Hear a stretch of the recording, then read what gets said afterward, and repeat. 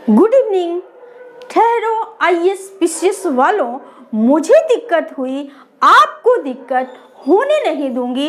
ISPCS prelims practice series में आपका स्वागत है। आइए प्रैक्टिस करते हैं। क्वेश्चन नंबर फर्स्ट, निम्नलिखित युग्मों में से कौन सा ऑब्लिक से युग्म सही सुमेलित है? ऑब्लिक है।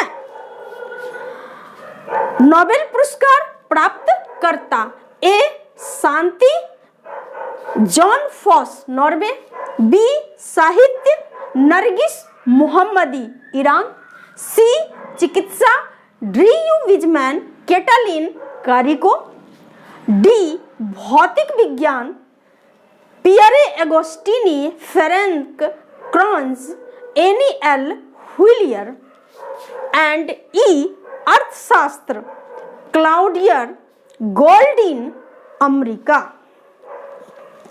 Option number first A, B एवं C, option number second B, C एवं E, option number third C, D एवं E and option number fourth B, D एवं ई। हमारा सही आंसर होगा ऑप्शन नंबर थर्ड। युग्म सी, डी एंड युग्म ई सही सुमेलित है, जबकि युग्म ए एवं युग्म बी सही सुमेलित नहीं है। तो क्यों, आइए समझते हैं। शांति का नोबेल पुरस्कार नरगिस मोहम्मदी, जो कि ईरान से संबंधित है, को दिया गया, न कि जॉन फॉस को। ओके, साहित्य का नोबेल पुरस्कार जॉन फॉस को दिया गया, जो कि नॉर्वे से संबंधित है। आपको ध्यान में रखना है। ओके, नरगिस मोहम्मदी कौन थी? ये ईरान की महिला अधिकारों हेतु संघर्षरत कार्यकर्ता थी, जो कि अभी भी ईरान के जेल में निरुद्ध है। इन्हीं संघर्ष हेतु इन्हें 2023 का शांति का नोबेल पुरस्कार प्रदान किया गया। आपको ध्यान में रखना है। नोबेल पुरस्कार की शुरुआत 1901 में की गई और यह पुरस्कार अल्फ्रेड नोबेल की पुण्यतिथि पर दिया जाता है, जिसको कि आपको ध्यान में रखना है। नोबेल पुरस्कार कुल 6 क्षेत्रों में दिया जाता है। आइए देखते हैं वो 6 क्षेत्र कौन कौन से हैं। साहित्य, शांति, चिकित्सा, भौतिक विज्ञान, रसायन विज्ञान और अर्थशास्त्र। इन्हीं 6 क्षेत्रों में नोबेल पुरस्कार दी जाती है। पिछले क्लास में मैं रसायन विज्ञान के क्षेत्र में क्वांटम डॉट्स की खोज के लिए 3 वैज्ञानिकों के नाम की चर्चा की थी, जिन्हें रसायन विज्ञान के क्षेत्र में 2023 में नोबेल पुरस्कार प्रदान किया गया। आप मेरे पिछले क्लास में जा करके उसे देख सकते हैं। आप लोग इसका स्क्रीनशॉट ले लीजिए, ताकि आपको ध्यान में रखने में, याद रखने में कोई परेशानी न हो। अगर भारत की बात की जाए तो अब तक कुल 5 भारतीयों को नोबेल पुरस्कार प्रदान किया गया। वे 5 भारतीय कौन कौन से हैं? तो प्रथम रविंद्रनाथ टैगोर, जिन्हें 1913 में उनकी पुस्तक गीतांजलि हेतु साहित्य का नोबेल पुरस्कार प्रदान किया गया। ये प्रथम भारतीय थे जिन्हें साहित्य का नोबेल पुरस्कार प्रदान किया गया।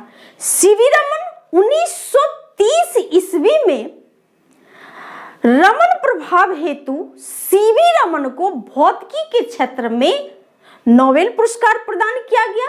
मदर टेरेसा को शांति के क्षेत्र में 1979 में, अमर्त्य सेन को 1998 में अर्थशास्त्र के क्षेत्र में तथा कैलाश सत्यार्थी को 2014 में शांति के क्षेत्र में नोबेल पुरस्कार प्रदान किया गया। आपको ध्यान में रखना है, शांति के क्षेत्र में अब तक केवल 2 भारतीयों को ही नोबेल पुरस्कार प्रदान किया गया, जिनमें मदर टेरेसा और कैलाश सत्यार्थी का नाम आता है। ओके, कभी कभी एग्जाम में पूछा जाता है कि डायनामाइट की खोज किसने किया या डायनामाइट के आविष्कारक कौन थे, तो आपको ध्यान में रखना है यही अल्फ्रेड नोबेल को डायनामाइट के आविष्कारक के रूप में जाना जाता है। मैं आपको बता दूं कि शांति का नोबेल पुरस्कार नॉर्वे की राजधानी ओस्लो में प्रदान किया जाता है, जबकि अन्य 5 पुरस्कार स्वीडन की राजधानी स्टॉकहोम में दिया जाता है, प्रदान किया जाता है। आपको ध्यान में रखना है, पहले इस पुरस्कार के तहत 10-10 मिलियन स्वीडिश क्रोनर दिया जाता था, जिसे बढ़ा करके अब 2023 में 11-11 मिलियन स्वीडिश क्रोनर कर दिया गया है। अगर इंडियन रुपये की बात की जाए तो इस पुरस्कार के तहत 8.1 करोड़ रुपये प्रदान की दी गई। आपको निश्चित रूप से ध्यान में रखना है। ओके, नेक्स्ट क्वेश्चन नंबर 2, भू-स्थिर उपग्रह के संबंध में निम्नलिखित में से कौन सा ऑब्लिक से कथन सत्य है ऑब्लिक है? कथन स्टेटमेंट ए, इसकी ऊंचाई पृथ्वी तल से लगभग 3600 किलोमीटर होता है। स्टेटमेंट बी, इसका आवर्तकाल पृथ्वी के घूर्णन के आवर्तकाल के लगभग बराबर होता है।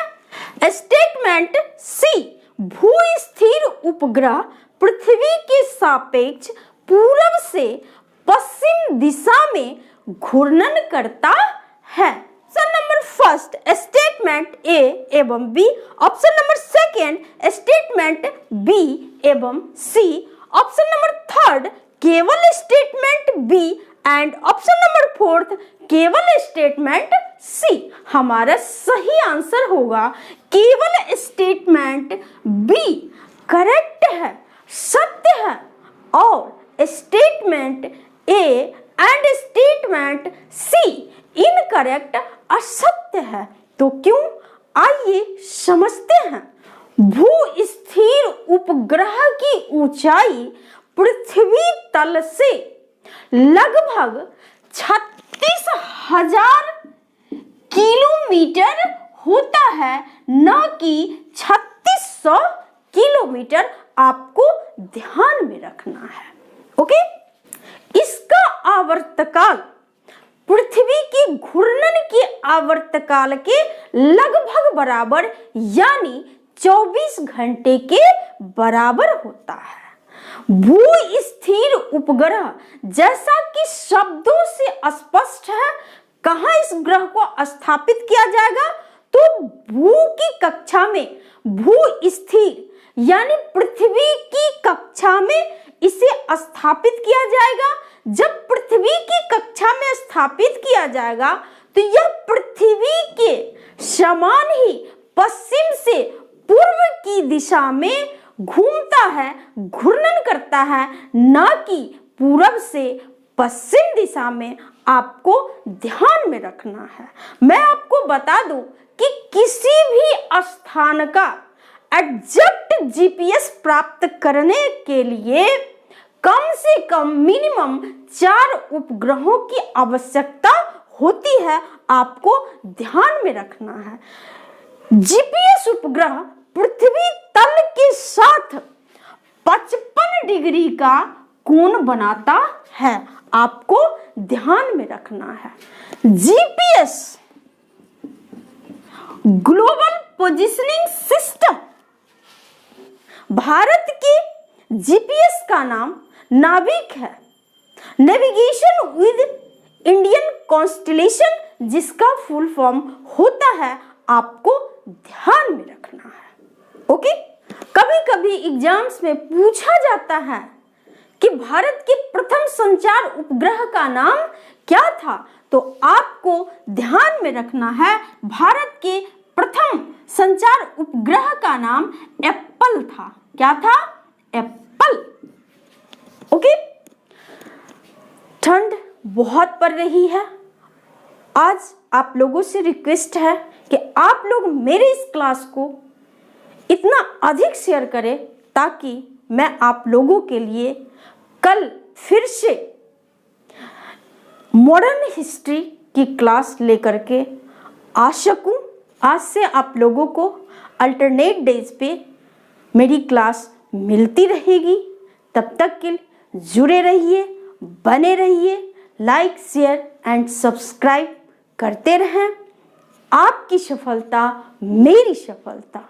Thank you.